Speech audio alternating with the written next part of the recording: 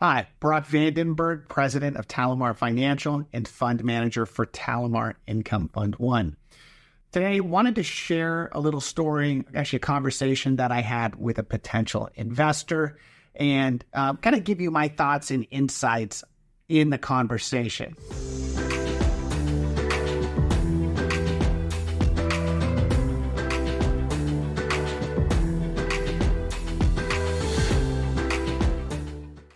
So normally when a new investor calls up, they'll typically either call our investor relations team or request a copy of the executive summary. And usually I want to get on the phone with the investor to learn a little more about why they're interested in the fund and then talk about the fund and answer any questions that they have. Been doing this for a number of years, and I can tell you there's kind of like three primary investors or potential investors that call in. The first is usually somebody that has been investing in mortgages or trust deeds already. And these are people that already have a kind of a good understanding of what our investment thesis is, of what we're doing, acting as a bank, lending to real estate investors, and aggregating a portfolio of loans. You have that investor, so they kind of have a broad understanding of what we're investing in. There's the investor that either has recently sold investment properties that they have been holding. I find that a lot of people, when they retire, they're not interested in managing real estate. They're not interested in dealing with tenants, but they want to kind of stay involved in real estate. And a debt fund is a great way of doing that. You're investing essentially in debt that is secured on real estate. You just don't have to manage the real estate. And then the third investor is somebody that has been referred, doesn't really know much about what we do, kind of needs more of a broader understanding of what our investment thesis is. But today I want to kind of focus on that kind of trust deed mortgage fund investor and how that conversation goes.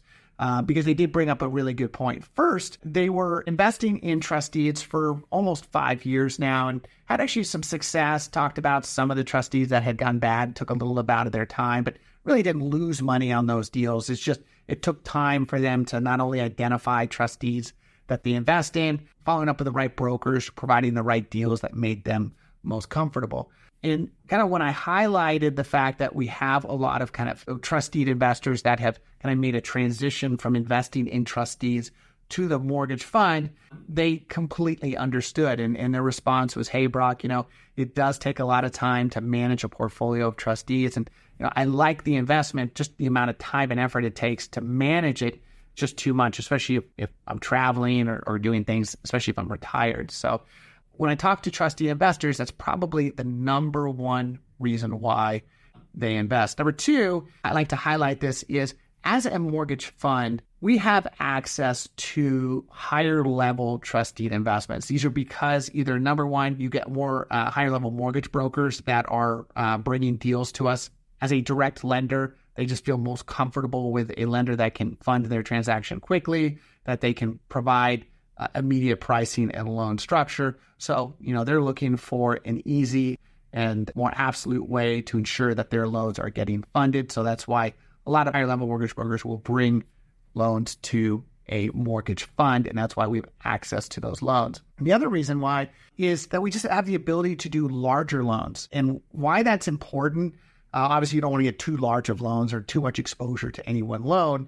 When I'm saying larger loan size, I'm talking anything north of 1 million. You start to find that you get more sophisticated borrowers that have considerably more experience in whatever they're doing. If they're buying single-family homes to reposition them, multifamily positions, need bridge loans to acquire a retail center or whatnot, you typically have a investor that's got higher level of experience and then absolutely a better balance sheet and better credit.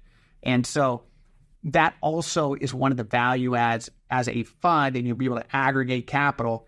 It's much easier to fund these larger loans versus trying to piecemeal individual investors at $100,000 together to effectively fund one trust deed. So I want to kind of share that story. That's normally how a conversation goes with a trust deed investor. We talk about, the time and effort it takes to invest in individual trust deeds, the ability to capture higher level trust deeds. And really one of the third points that I did forget to mention is kind of the ability to fund when you want and how much you want. So if you're investing in individual trust deeds, you're required to essentially fund that loan size. So if the loan size is $200,000, but you have $500,000 to invest, well, you can only invest $200,000 at that point. You got to go find another loan to invest in. And then what happens when you invest that, remaining funds, and then that 200 pays off, then you have to match that 200 up with another trustee. The mortgage fund kind of eliminates that issue. You can just go ahead and put the amount that you feel most comfortable with. And if at some point in the future, you're easily able to add funds to your existing investment. So 3 reasons why a lot of existing trustee investors make that transition from investing in individual trustees into a mortgage fund. For any other additional fun information about investing in mortgage fund, definitely check out the other video content that we've posted here on the site. If you liked this video, give it a like.